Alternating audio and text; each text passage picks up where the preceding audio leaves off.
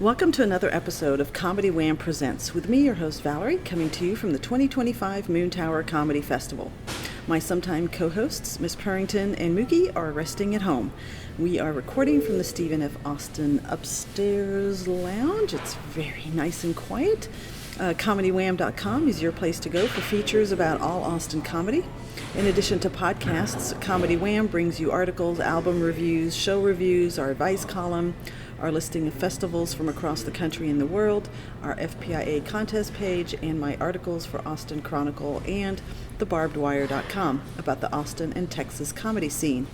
Our most popular feature is our events page for live comedy shows in Austin, Houston, and DFW, where 100% of the entries you see come from comics and producers. Click the Submit a Show button from the top of the homepage or events page to fill out the survey to get your show listed. It's free and easy. Tag us on your Instagram stories and we'll share your show promo to our followers. We also offer paid promo pushes on Instagram. Want to support these resources we provide? You can donate to Comedy Wham on PayPal, Venmo, or even Patreon. Click the Support CW icon on our homepage to see the ways that you can help us. Our podcast was launched in 2016 to bring you funny people and their stories. As a fan, I like to delve into a comic's background and motivations, and will usually take a detour along the way. Consider the interview a way for you to get to know the folks that make the comedy scene as fascinating off stage as it is on stage. If you like this podcast, please rate and review us. Oh my God, it's everywhere. T-shirt, very cool. Thank you. I saw the back, like whatever, something like that. Oh yeah, that's what she says when she has her cool outfit on. Are you a Simpsons fan? I used to be. I actually Yeah. watched it originally when it was like first on, the Tracy Ullman show. Yeah. And then it got its, their own series. Spin-off? Yeah, The spin-off. Simpsons. It's so funny to refer to The Simpsons as a spin-off. Spin-off, right? Which is true, It's but technically accurate. It's yeah. like, oh, that's so cool. They gave a whole show to that little family. It's like the longest running animation show of all time. Right? Oh my gosh. Are you? Yes, Big I'm fan? a big Big Simpsons fan? fan. Like the past couple years, I haven't really been watching it, but when I was growing up, obviously grew up very close with my mom and my grandma, as we were just talking about. Yeah. But my dad lived on the other side of the country, and so our kind of main contact was that he would record The Simpsons on VHS and mail it to me. Oh my gosh. And I'm not emotional, it's my throat. No, Is and Homer and Bart but he would record it on VHS, and he would like be careful to record out the ads. Aww. So he would like record and then stop at the commercials and stuff. Which, how old are you? No offense. 27. 27. So you don't even know about that. That's true. I mean, I'm 30, but I'm like, when when I was your age.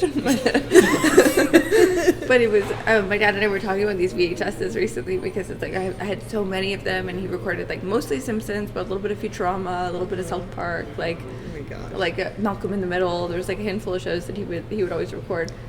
And he was like, by the way, those were beautifully edited. And I was like, okay. So I'm putting the shout out on the record. Nice. Way to go, Dad. Yeah. Beautiful editing. Beautiful editing. All right. Well, today we are recording live on location at the Stephen F. Austin Hotel Lounge for the 2025 Moontower Comedy Festival. We met our comic 2022.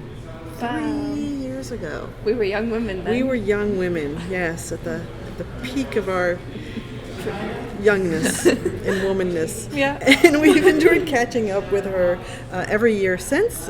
You can listen to her judo award-winning album, Little Bit of Buddle, and her podcast. We'll have to talk about whether that's coming back ever. Every year. I think maybe. Yeah. She's been on The Late Show with James Corden. You can watch finally her Comedy Central special, which came out. And she's been touring with a gal that some people might know. I don't know. Taylor Tomlinson, if you've heard of her. And they're actually coming back in May. Yes. And she has appeared and written on Taylor's hit late night show After Midnight, which got a pretty big update a couple weeks ago. Yeah. And now Comedy Wham presents a returning guest for her 5th time. What? Yeah, because one year we did twice. Wow. Yeah. Okay. Sophie Buddle. Hello. Yeah, so many. Yeah, I definitely want to start my podcast again, as per every year. But This is the thing. It's like I know, and then I get eager, excited, and then I'm like, oh. If I had any downtime, I would do a podcast. I love podcasting. I feel like it's like such a good grift, like because it's you just talk to your friends, and you're creating content, and you're putting out stories that are not strong enough for stand-up, but you still get to use them. Yeah. And you feel very like connected to nature. Like I'm using every part of the bit, you know, because with podcasts you can kind of put the gristle there. Our show, big update on the show. So 2 big updates. I got a promotion. Woo. What? On After Midnight. Because you started being like. I got a title. I got a title bump and a bigger team. Yeah. And then the show was canceled. But I got a title right under the wire, so pretty good. Nice. So what was the official title? Head monologue writer. Ooh. Yeah. Sounds very fancy. It does sound very fancy. Very marketable. Very marketable. Future opportunities. Future opportunities. Great for when I'm a freelance podcaster. Yeah. But yeah, no, the show, the thing is I figured the show was going to end soon, not because people didn't like it, but just because I know Taylor's schedule so well, because we're on the same schedule. So we're doing just like insane hours doing a late night show. We're putting out 4-hour-long episodes a week. Yeah. And then every single weekend we're on the road doing stand-up. And so it was funny, like when she decided to quit, it was also the week that my voice gave out. I had fully lost my voice. And so I felt very unsurprised by the situation because we were on exactly the same schedule, and I was just totally worn out. Yeah. So I really understand the decision. Yeah. But you kind of had to suck it up because she's Taylor. She's the main draw. So did you at any point like have thoughts of, I can't do this. I can't keep up this pace. I'm going to have to give up one or the other. No, I mean, her and I have talked about that we really justified each other's schedules because her and I both took this job knowing that it was scheduled so that we could still do stand-up. Because it's like they created the show schedule so that she could still do stand-up, and then I came in a year in, and so I knew she was still doing stand-up, and so I was like, okay, I can too. Yeah. Because I had a writing job in Canada for a couple of years, and I was like really depressed because I couldn't do all the stand-up that I wanted to do. Yeah. And so I was like, this is great, I can do both. I'm doing some double dipping, right? But then, we're both so tired, and there were so many times where it would be like a double day where we tape 2 episodes Monday, 2 episodes Tuesday, and then we'd fly out Wednesday, and we'd have shows Thursday, Friday, Saturday, Sunday, and then we'd come back, and then we do it all again, and like it's so I mean, you're doing 2 full-time jobs, basically. So it was so tiring, but because we were both doing it, we would look at each other and we'd be like, everyone's doing it, like because it's the only people we hang out with are doing it, just So we're both in. So I'm glad it was her that made the call because I was getting tired. It was.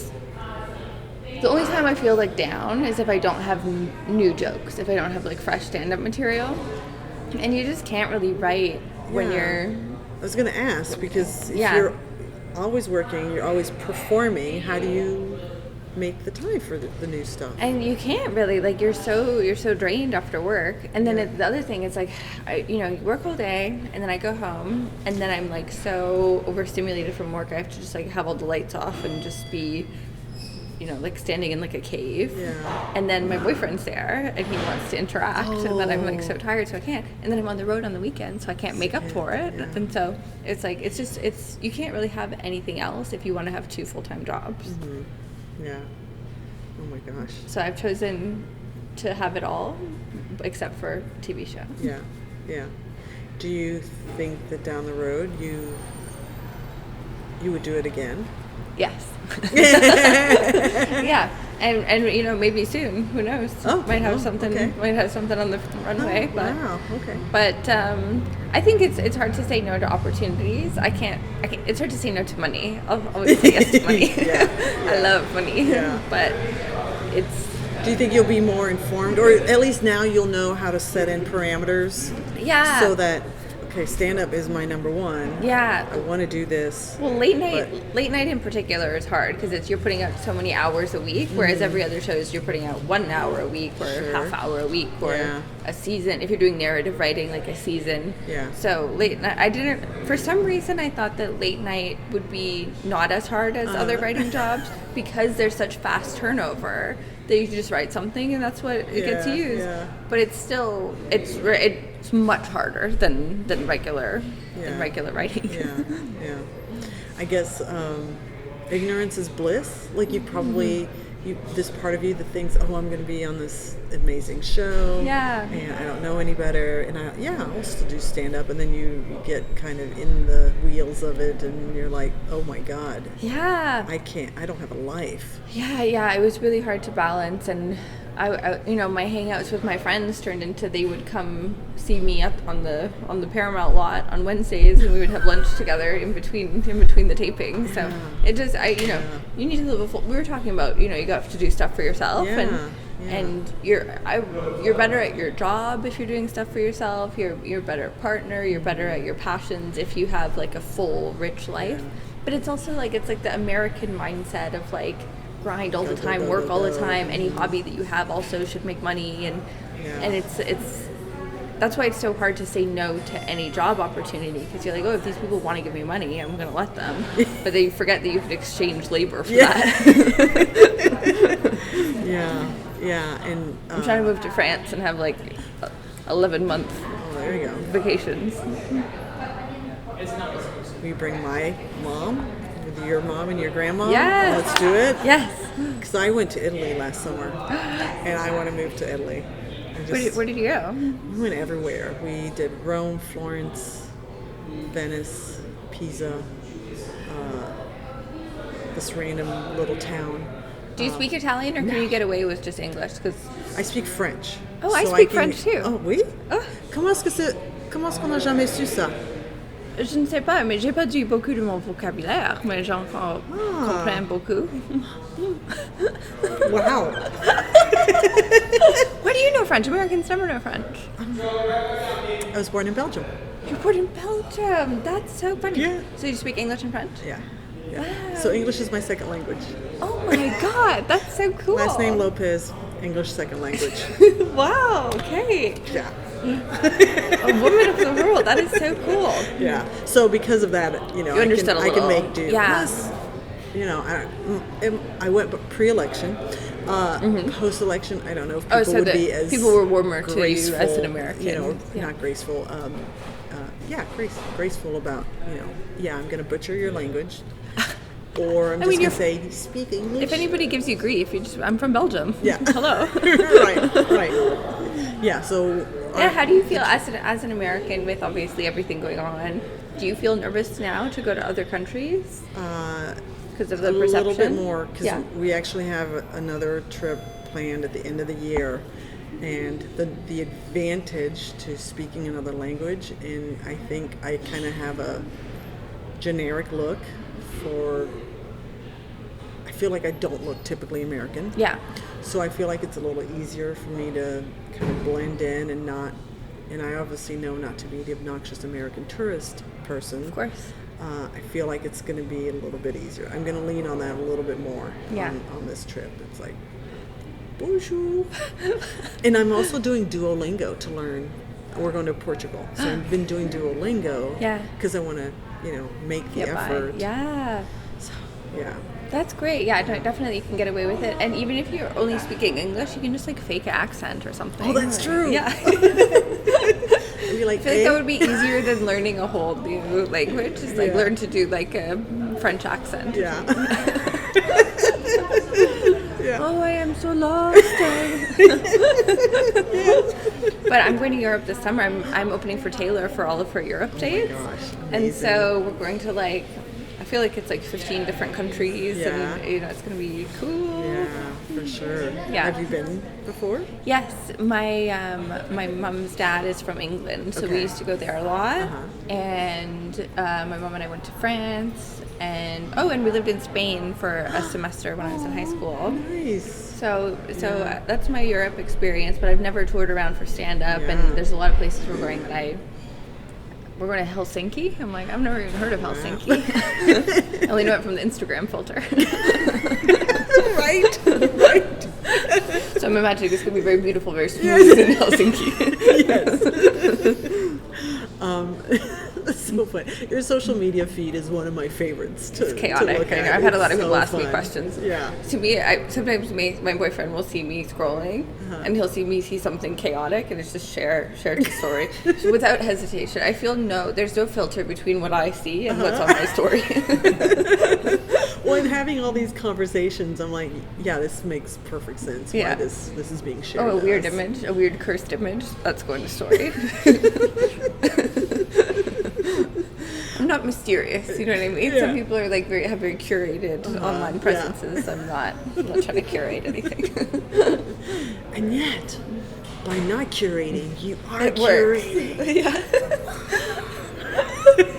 Oh, okay. Just because we were talking about international stuff, this was the story I was going to tell you. Because my mom was just visiting me in LA last week, and her trip was going to be like a day or two after stories started coming out that they're checking people's phones at the border.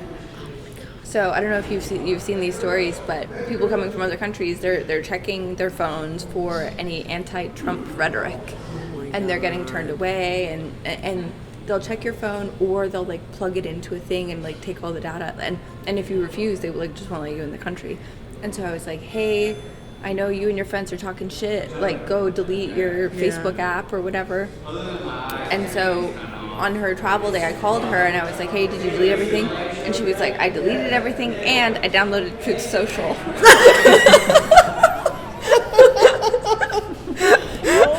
And she got through the border, no problem. Oh my God. Pretty smart travel hack. Wow. Wow. I wonder if that'll happen when we come back. Yeah. I'm not sure if they're checking Americans' phones because you have like a right to be in the country. Yeah. If you're not a citizen, you don't have the same rights as Americans. But maybe, like, I've only seen stories of people, like, non-Americans getting checked. Yeah. But crazy. What if they don't let you in? Oh, don't think I haven't thought about that. Well, you already knew all the hacks. Just delete all the... Yeah. Oh, I'm already starting a whole racist persona on Facebook. Not keeping me up. Facebook. My Instagram is safe. I'll keep my Instagram pristine for you. That's crazy. My shit posting. The thing is, my shit posting is apolitical. Yeah, it is. So it is. Nobody can distinguish. Your special finally came out. It was very good. The Comedy Central one. Oh yeah, Has it? Am I just 2 years behind? I think that came out a while ago. I'm not sure. Like with the red background. We always have very confusing conversations about the specials. Yeah. I'm not sure. Not sure which. All right. Well, let's talk about something different then. Yeah. You got engaged? Yes. Okay, that's I'm still saying boyfriend. I'm still saying boyfriend, and he still identifies as my boyfriend. But I've always called him either my boyfriend or my husband. Like if we're at a restaurant, I'm like, oh, my husband's wandering around. Like if you see him, I'm sitting over there. But fiance has never really been our dynamic. Yeah. I think it's also because if we yell out, because he's over there, if we say I see his legs, I see his bare legs, or yell husband, will he look up? Boyfriend or husband, he'll look up. Fiance, he'll stay on his phone. Yeah. But I think it's because we've been dating for like 9 years, time, and he's always been my boyfriend. It's like it's almost his name at this point. Yeah.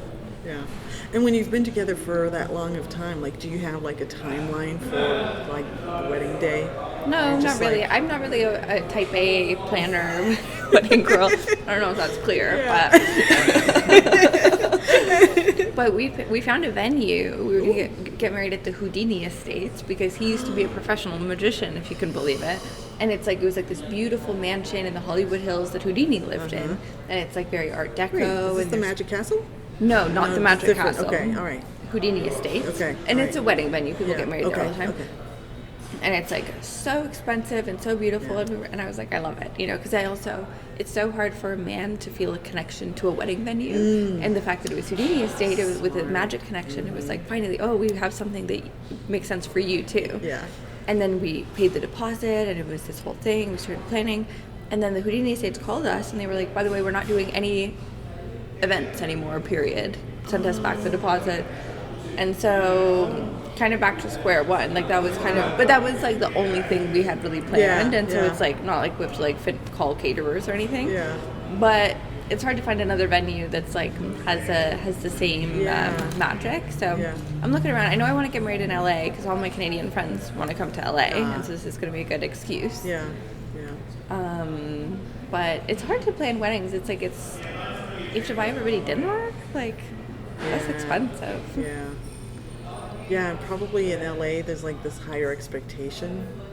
Yeah, and LA is like a destination wedding for a lot of people too. Like it's like there's a lot of wedding industry stuff in LA, so it's like it is pretty expensive. It's like getting married in like Hawaii or something. You can't just give like a little box of Jordan almonds and say, here's your... I'm gonna give everybody a Quest bar of 2 flavor options, whatever, for the vegetarians. It's BYOB. Yeah, I'm trying to figure out what the vibe is because I'm such an extrovert, and so and my boyfriend's such an introvert, so I have 300 people I want to invite. He has 4 people he wants to invite. And so that's kind of insane. And so I'm trying to figure out what is appropriate.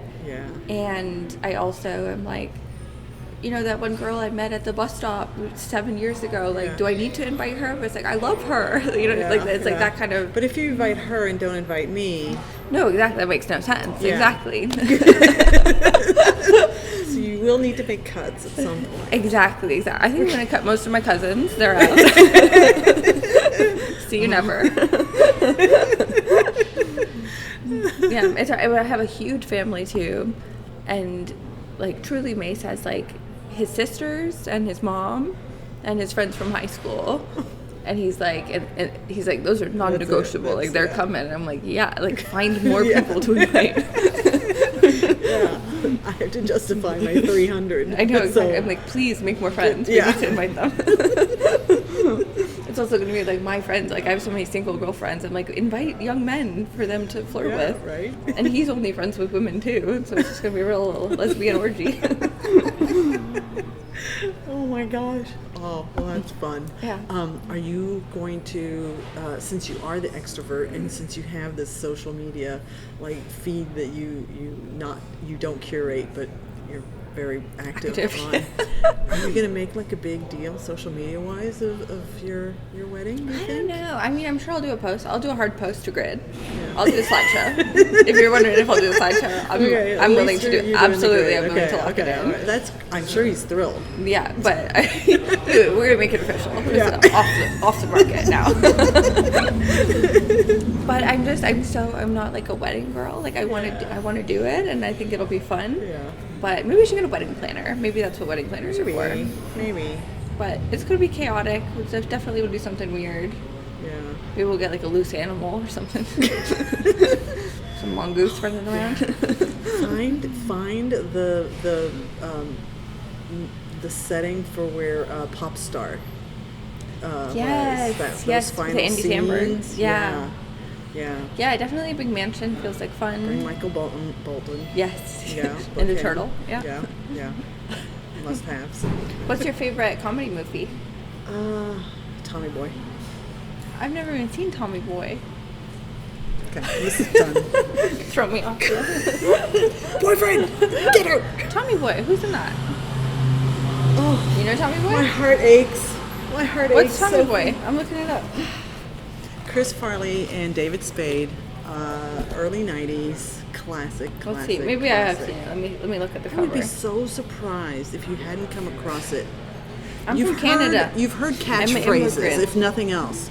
Fat man, a little coat. Have you heard that catchphrase? Okay, yeah. From the movie. That's gonna leave a mark. Have you heard that catchphrase? That's just a saying. Can I speak? Yeah. May I speak? I need to speak. Now I have permission to speak. That's from that movie. Yeah. I thought people just. Well, you're so young. No, that's that's not from. But that's become a cliche. But it's. That's so funny. Picked up on that. I have not seen that. You might be. Like a random interjection, halfway through about Tommy Boy. I mean, it's kind of the producer of a podcast, just being like, where you're like, I need to fact check this. it's a quick list. It's a quick watch. It's like a 90-minute movie. I'll watch it tonight. And then we'll talk about it when I'm back in Austin in a few weeks. Because I watch that movie once or twice a year. I still laugh like a girl every time I see it. I love Chris Farley. Yeah. And I love David Spade. And they had like this crazy David magic. Spade once bumped me at a comedy club. Did he really? Yes. Oh. Like I was supposed to go up and then he went up instead. Yeah. Wow. Pretty cool. That is pretty cool. Yeah. 1 degree of separation from Tommy Boy. Yeah. And it's a sweet movie. Like it's a comedy, but it also has a sweetness to it. The best comedy movies are also heartwarming. Mm-hmm. Yeah. And that's what they don't tell you about comedy writing, like for like narrative stuff, is that you have to sort of not be in love, but you have to like adore the characters. Yeah. All right, so flip the tables. Talladega Nights. Okay. Which I've only watched once. To me, that's my, like, I'll watch it once or twice a year. Yeah. I'll laugh every time. If I see it on a plane, I'll pick it. If I see it on cable, I'll watch it through. Yeah. Love Talladega Nights for What some do you reason. love about it? What do you love about it?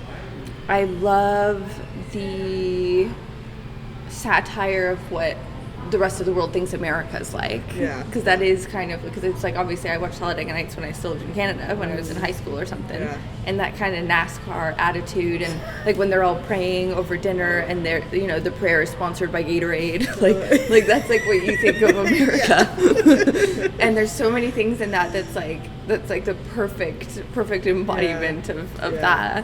And then the Frenchman comes in, and it's Sacha Baron Cohen who's Borat, and Borat is like part of my brain chemistry. I love Borat, and there's a whole. Comes in, he's French, he's different, and he's gay, and like it's just, for me, it's a perfect movie. Yeah. Should be in the Criterion. What's that thing that's like the most important movies? Yeah. Criterion. Yeah. See if Tommy Boy wins over that one. I don't know. I mean, I'll watch it and we'll talk about it. I'll watch it. I'll literally watch it. I heard a great joke in, this is Friday of Moontower, so that everything has already started blending together, but I heard a great joke by somebody that said it's really funny that in Austin, Texas, home of barbecue, home of this, slacker, laid-back vibe, they decided to build an F1 track in NASCAR country. I was like, funny. yeah, that is Have you funny. been? No. I've never been It's either. Expensive. I would be. Oh, really? Yeah. No offense to them, but really? Yeah. Well, F1 is It's big just cars. international. Just going in a circle. No, it's not just cars. Watch your mouth, first of all. First, you haven't seen Tommy Boy. I see the American flag flapping behind you. Oh, I would love to go. I feel like it would be fun. Yeah. And I'm sure it would be. I know that in America, I come across as like slightly more suburban, but I am white trash. Like, this is Canadian white trash, and we don't have NASCAR in Canada. Yeah. I'm sure some people are like fans of it. Yeah. I'm sure I'll get an email, but I'm sure it's the hub of something. Yeah. But I've never been, and I actually do feel like it would be a fun day. You just sit and watch them zip around. Yeah. Yeah, you could go. I kind of wish they would do half of it one direction and then the other half the other direction, so you don't get dizzy, That would be pretty good. Yeah. I think that may be a difference between the NASCAR and the F1, because I think a NASCAR is always in the loop, versus F1 is like a off-road. Different, yeah. There's a movie that I think was about F1 that came out a year or two ago, about a driver that was like, he won a contest for the F1 video game, and then he got to actually race in it, and then he like killed a guy. Oh, jeez. Yeah. Did you see that? It was crazy. It was crazy. And in the movie, they like kind of gloss over that he killed a guy. Oh, it was the craziest thing I've ever seen, because it's like, that's definitely the pinnacle of the movie, but they want the guy to be like the hero of the story. Yeah. And so they need to include that in the movie, but they like really are like a crash happens and somebody dies. And then he like wakes up in the hospital, and then everyone right away is like, it wasn't your fault, by the way. Oh, and then you as the viewer is kind of like, it kind of sounds like it was his fault. Oh my god. If you like the Talladega Nights for kind of mocking American culture, I recently watched Mocking, Idiocracy. celebrating. Oh, yes. Sorry. Yeah. Yes. I'm trying to stay in the country. I'm trying to stay yes, here. We love 45, and Idiocracy. Have you Yes. heard of that movie? Yes, it's my dad's favorite movie. Oh. I have not seen it. It's good because I always thought, it's not very good. There's actually a local comic that has a pretty big speaking part in it. What? And so I'm like, well, just to support him, and he's always making references to this character he played, and then I'll watch it, and I'm like, oh, now I understand why people talk about, America is becoming idiocracy. It makes perfect sense. Yeah, it is a pretty crazy time. Like, America's had a lot of kind of kooky presidents. Yeah. Like, I remember, obviously George W. Bush was like always had funny phrases and stuff. But I always found him to be very charming. Yeah. Like, I always found him to be kind of swaggy. Yeah. Whereas, no offense to the current, your friend, none to your pal, all. but none at not all. really swaggy. No. No. Saggy. Saggy. That's so funny. That's so funny. That wasn't me that said that, by the way. I think you look great, and I think you keep it really tight, and I'm so happy to be here. I'm gonna just edit a whole bunch of songs. No, leave it in. Leave it in. That always happens in podcasts and stuff. There's always like something that's so funny, and that's the thing somebody wants taken out, and it's like always leave it in. So every year we talk about teen slang vocabulary. Oh, okay. For the last week and a half, I've been hitting up my son saying, I gotta bring slang to Sophie. Yeah? He has disappointed and failed me. I have one for you. Okay. Crashing out. Crashing out. You know this one? I do not. Okay, so, I mean, I'm kind of embarrassed that there's a Gen Z here because maybe I'm going to get it wrong. But it's like, if I'm going to crash out, it's like, I'm going to spiral, I'm going to freak out, I'm going to be in a bad place mentally. I think it's synonymous with I'm going to like freak out or I'm going to be upset. Okay. Correct me if I'm wrong. Yeah. But it's like I'm going to crash out. Fact checks. Yeah.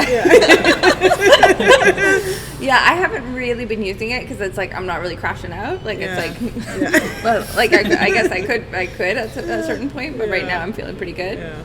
But I feel like there's a couple kicking around right now. The turnover for Gen Z slang is so fast because of TikTok and stuff. Like I do feel like before the internet built slang much slower because it's harder to spread around. Yeah, he did tell me locked in. Oh, locked in is the opposite of crashing out. Yeah. Should I lock in?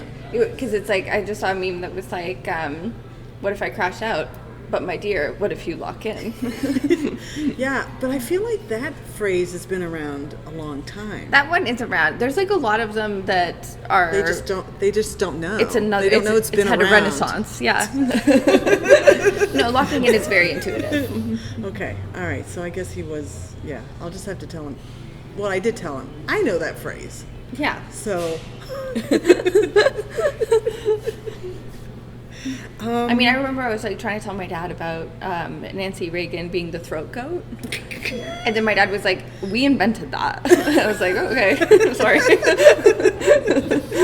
it was like just doing the rounds on TikTok or something, and then I was like, "I don't know if you knew this." Like, we were sliding up to him, thought it was going to be such a funny story. He was like, "That you weren't even alive. Like, we were calling her that a long time ago." What's your now that this is your third? God, I can't believe it's your third Moontower. I know. Well, I did Moontower like right when I first moved to the States. Yeah.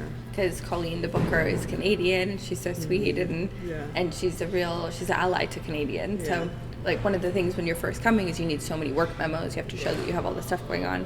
And so, my team was scrounging, begging everybody to let me on their festival. She wrote a letter? She was one of the I believe she wrote a letter, but she definitely gave me a work memo, to come do the festival. Mm-hmm. And, to come back every year is very cool for me. It's very cool, yeah. It's, definitely my favorite festival. Yeah. And it's like, to me, this is what a comedy festival should feel like, because especially in LA, at any festival is like you always have to get into a car to go to the other venue. Yeah. There's no like main hangout spot. Yeah. With Moontower knows exactly like what makes a good comedy festival feel good. It's like you want to be running around, you want all the venues to be walking distance. Yeah. You want to be like crossing paths with your friends as they're running to their sets. Yeah. You need like a group hangout at the end of every night. Mm-hmm. you need stuff during the a couple sprinklings of things during the day, but everybody also hangs out at the pool during the day.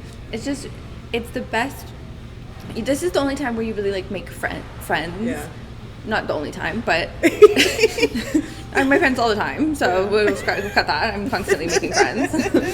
My wedding invite list is human. Right. But I think because everybody's in the same city, everybody has the same schedule, and nobody has errands to run because it's like a different city, is it really forces hangout time, which I love. Mm-hmm. Only child, so very desperate. And I'm like, I know you're free. That's another reason we bond. Oh, yeah. Only children from Belgium. Yeah. Is there something that you wish you had known at your first Moontower that you feel like, oh yeah, I got this? Well, I think my first Moontower, I only had like 2 short sets or something, and now I have like quite a few more. Yeah. And I don't think it's about knowing. I think that it's just like there's a beautiful passing of time, and it's like I love doing these check-ins. I love to see you every year, and it's perfect time to come to Austin, except for the wind, because of my hair. It's pretty aggressive with the wind and the humidity, but it's just I think part of also like Just for Laughs kind of being over is like it was kind of a similar thing in Montreal. It was everything's walking distance, and it really, I think it's important for community for comedy, because everything has also gotten very like sectioned off. I think because the growth of people blowing up on YouTube and TikTok and stuff is you can really find your niche audience, and then you can just tour for your audience and be totally separate from the rest of the comedy community. But at festivals, everybody that's kind of building up their stuff in quiet or separately comes together, and you get to see what everybody's doing, and you get to see people doing their hours, which I love, because when you're in LA or New York, you see everybody doing their short showcase sets around town. But I love seeing people's hours, because I love a comedy special, I love an album, but I love to see a comic that I like to see their filler material. Yeah. And it's like when you're doing an hour, there's a couple bits that you would never reach for a showcase set. Interesting, yeah. And it's like, it's always either like a little hacky, like, and I don't think hacky's bad. I have some hacky stuff too that's like always does well when you're on the road. Like I have a bit about edibles being strong, and it's like, whoa, mind blowing. And you're like, what? And so like everybody has something like that, and everybody has something that's like very their personality that doesn't always hit, but it's like they keep doing it either for themselves, or when it does hit, they really like connect with those people. And so when you get to see somebody's hour, you get to see those chunks, which is like my favorite part of stand-up, because those are the things that you're never going to see on a like Tonight Show set, or when they're trying to like kill at a club. And that to me, that's the real texture of an artist. So you mentioned you like coming back because of the weather. So we're in April. You're coming back in May, which is official kickoff of Texas summer. I mean, other times you come at December. Today. Is it going to be crazy? Well, December, I remember like the first year that we met, you also came back in December to Cap City. I'm like, okay, good weather. Yeah. And now you're coming back for the Texas summer starting in May. Are you going to be ready? No, it's too hot today. I had to go up a slight incline, and I was like, I can barely stand. I have to join your mom. Yeah. Truly, just the slightest incline to come up. And I was like, need to recoup. I started swimming, and that actually really helps. That is so cute. Inclines. And my mom has been stealing swimming. What does that mean? So she signed up for a free or almost free boxing class at like the local recreation center. And if you're in for a class, you're past the door that's locked to get into the pool. And so she goes and does this cheap class, but wears her bathing suit under her workout clothes, and then she goes for a swim after. So her current grift has been stealing swimming. Stealing swimming. I like it. Yeah. I like it. Our Austin State bird, Austin City bird. What is it? That's a grackle. Grackle? Yeah. I'm not joking. It's a funny name. They're awful birds. They look like oil. They do look like oil. They're just so loud. Mace and I were just laughing. Well, that's we were walking up, and then Mace was like, "Oh, there's bird shit everywhere," and I was like, "Mace, there's birds right there. Shut up." And there was like a couple of them that like looked over. Do you know about my relationship with birds? I don't think I do. So I have been attacked by a lot of birds in my life. Oh. Yeah. I, as a child, was attacked by a swan. You look like Tippi Hedren. Makes sense. Oh, from birds. Yeah. I did see birds when I was like too young to see it, and very traumatizing, but great movie. Beautifully shot. Yeah. So when I was little, my grandma used to take me to feed the ducks. We'd break up little pieces of bread and give it to the ducks. There's always one swan that's hanging out, and then from like Barbie movies and stuff, you're like, swans, they love me, right? Yeah. And so I got chased around by a swan, and they, it was really close to my eyes, and so I hate swans. And then as an adult, I lived in Vancouver, and I started getting attacked by crows, and it happened so many times. I mean, probably 3 or 4 times. Wow. I got swooped down, attacked by crows, and they hit your head with their claws, with their talons, and everybody in Vancouver is so fucking annoying. Here, it's right into your ears. You should know. Fuck you. So I started getting attacked by crows, and then everyone was like, "Crows are really smart. Like they recognize faces."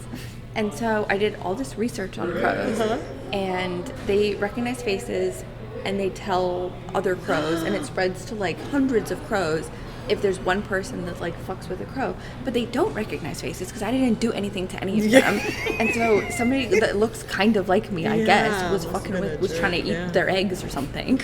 And so now I'm scared to enter my hometown city whenever it's egging season, because that's when they're aggressive. And there's a law in Vancouver that you're not allowed to kill them. Oh. Because it's a conservation something. And it's like, oh, so I can't kill them, but they can kill me.